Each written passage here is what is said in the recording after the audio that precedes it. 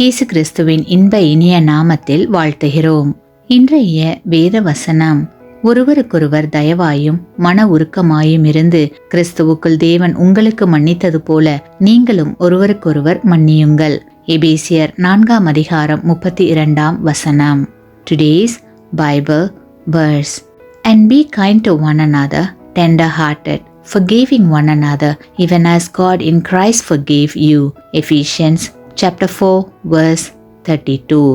தயவு, இரக்கம், மன உருக்கம் யாவும் கிறிஸ்துவின் குணலட்சணங்கள் ஆகும். இயேசுவின் சீடர்களிடத்திலும் இந்த குணலட்சணங்கள் காணப்பட வேண்டும் என்று அவர் எதிர்பார்க்கிறார்.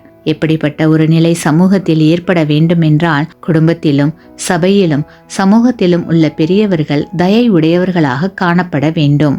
அதுவே சாதாரண மனிதர்களை அசாதாரண மனிதர்கள் ஆக்கும். இந்த தயவு மனிதர்களிடம் மட்டுமல்ல, உலகில் உள்ள எல்லா ஜீவராசிகளிடமும் காண்பிக்கப்பட வேண்டும். கிறிஸ்துவுக்குள் பிரியமான சகோதர சகோதரிகளே, இயேசு கிறிஸ்து நம்மேல் கொண்ட கருணை, மன உருக்கம் அளவிட முடியாதது. அவருடைய சீடர்களாகிய நாம் இவ்வுலகில் அதே கருணையோடும் மன உருக்கத்தோடும் வாழ்கிறோமா என்ற சிந்தனையோடு இந்த நாளை தேவ பலத்தோடு துவங்குவோமாக. ஆமேன். நீங்கள் பெற்ற இந்த ஆசீர்வாதத்தை மற்றவர்களோடு பகிர்ந்து கொள்ளுங்கள்.